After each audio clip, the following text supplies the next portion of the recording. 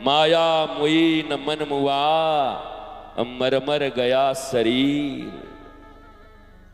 पर लोग चले आते छोटे छोटे बच्चों को लेके, गुरुजी इसका क्रोध खत्म कर दीजिए। अब बताओ, अनादि काल से जब से सृष्टि आज तक किसी का क्रोध खत्म हुआ, किस बच्चे का होगा? गुरुजी ये हमारे पति देव हैं, बड़ी क्रोध करते हैं, इनका क्रोध खत्म कर दीजिए। ये संभव है? ये होगा कभी? हो सकता है? नहीं हो सकता। ये तुम्हारे शरीर की संरचना है, ईश्वर ने तुम्हें 6 वृत्तियां देकर भेजी हैं।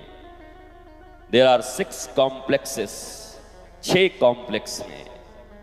ड्राइवर अलग अलग हो सकता है। मैंने कल कहा था, परसों, किसी का काम ज्यादा होगा, किसी में क्रोध ज्यादा होगा, किसी में लोभ ज्यादा होगा, किसी में क्षोभ ज्यादा होगा, किसी में ईर्ष्या ज्यादा होगी। पर एक को मारने के लिए हनुमान जी ने कहा है। आध्यात्म कहता है कि ये 5 रहें तो रहें, पर एक तो मारना पड़ेगा। ये कौन है? जिनके विषय में मैं कल चर्चा कर रहा था, वो सिंह का जो नभ में उड़ रहे पंछियों के परछाई को पकड़ करके और नीचे उन्हें गिराकर उन्हें खाना चाहती थी, उस ईर्ष्या, सिंहिका को ईर्ष्या के रूप में देखा गया। ईर्ष्या को मारना पड़ेगा। न मैनाक को मारा, न लंकनी को मारा, और न नागों की माता सूरसा को मारा, पर बीच में एक आ गई सिंहिका, उसको मार दिया हनुमान जी ने। यह चिंतन का विषय है कि सबको समझाते जा रहे थे, एक मुक्के में सत्संग कराते जा रहे थे, किसी से चालाकी से बात कर रहे थे, पर इसको मार ही क्यों दिया? इसको भी छोड़ देते, इससे भी भजन करवा लेते। पर वैदांतिक सिद्धांत के अनुसार सिंह का ईर्ष्या है। अपने कर्तव्य और कर्मों के बल पर ऊंचाई पर उठे हुए लोगों की छाया को पकड़कर उन्हें बदनाम करके नीचे गिराने वाले लोगों को ही सिंहिका कहा जाता है। और समाज में ऐसे सिंहिकाओं का रहना ठीक नहीं। बाकी तो सब बचे, पर सिंहिका नहीं होने चाहिए। ये हनुमान जी ने सुंदरकांड में दिखाया है। सबको छोड़ा पर सिंहिका को मारा। ईर्ष्या को मारो, ईर्ष्या मारना पड़ेगा। Look forward. भगवान श्री राम ने हर एक बिंदु पर भरत जी को समझाया है। और मैं चाहूंगा कि भारत के वर्तमान लोग, राजनेताओं से भी मेरा निवेदन होगा, आम जनता से भी निवेदन होगा कि आप भी महाकवि कालिदास के रघुवंशम के कम से कम 12वें सर्ग को जरूर पढ़ लो, जहां राम भरत का संवाद है। एक राष्ट्र की अर्थव्यवस्था कैसी होनी चाहिए, एक राष्ट्र में सुरक्षा कैसी होनी चाहिए।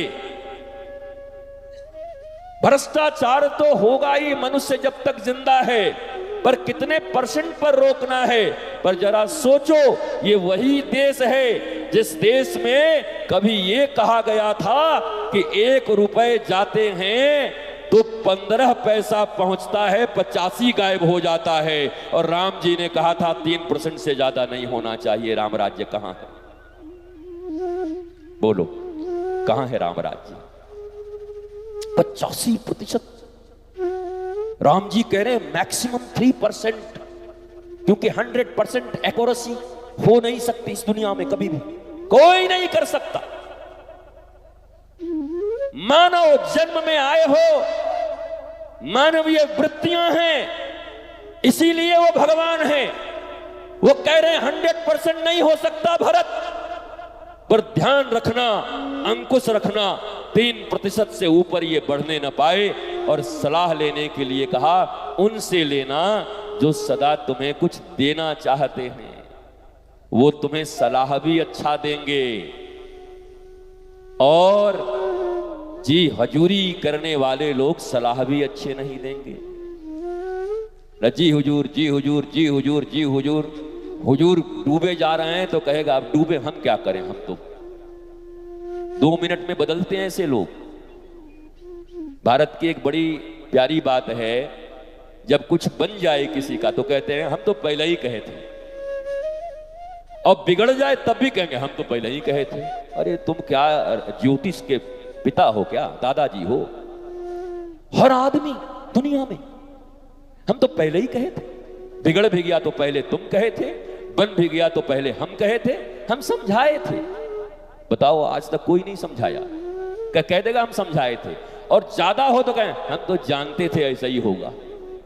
अब खुद का पता नहीं, कभी एक्सीडेंट होकर टांग टूटने वाला है, दूसरे के बारे में इतना जानता है पर खुद के बारे में नहीं जानता। राम के विषय में, कृष्ण के विषय में, हनुमान जी के विषय में, संतों के विषय में, ऋषियों के विषय में जानने को धर्म नहीं कहते। को हम कस्पम कुत आया तम, the beginning of real spirituality is who am I, why I am here and what I am doing. मैं कौन हूं, क्यों आया हूं, क्या कर रहा हूं, क्या करना चाहिए था, कितना समय गंवाया और अब कितना समय मेरे पास है। यह चिंतन करना और यह जानना, यह धर्म की परिभाषा है। अगर स्वयं को कोई जानना चाहता है तो उससे बड़ा धार्मिक आदमी कोई नहीं है। पर लोग दुनिया जानने निकले। हम तो जेठानी को जानते हैं, हम देवरानी को जानते हैं, हम बगल वाले को जानते हैं, हम फूफा जी को जानते हैं, हम काका जी को जानते हैं। खुद को भी जाने हो कि न जाने हो?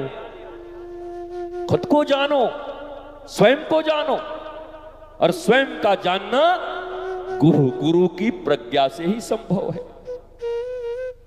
गुरुदेव भगवान के नियमों में चलकर, शास्त्रानुकूल वचन मानकर, हनुमान जी के हनुमान चालीसा में हनुमान जी का भक्त कहता है क्या कि जय जय जय हनुमान गुसाई, कृपा करहु गुरुदेव की नाई।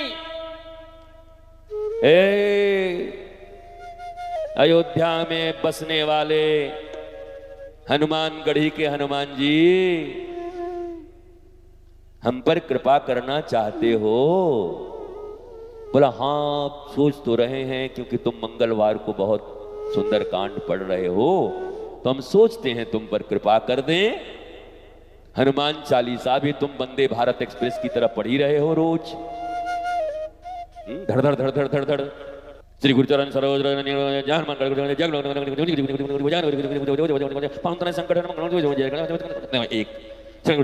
एक दो।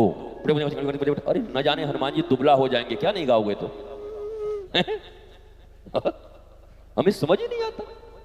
हनुमान चालीसा के मध्य में लिखा है कि हनुमान जी मुझ पर कृपा करो। बोला कैसी कृपा करूं?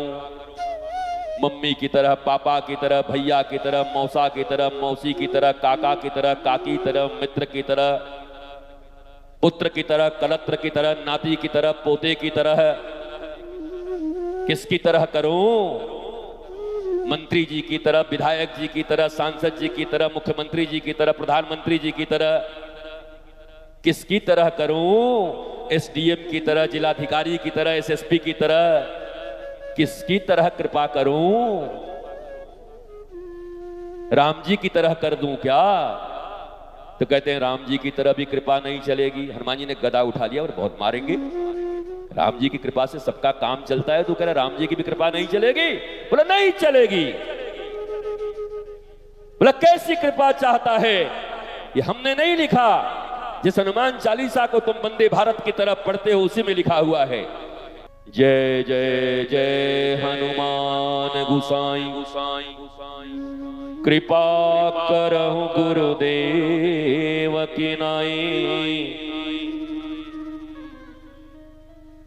भक्त कहता है प्रभु मेरे ऊपर कृपा।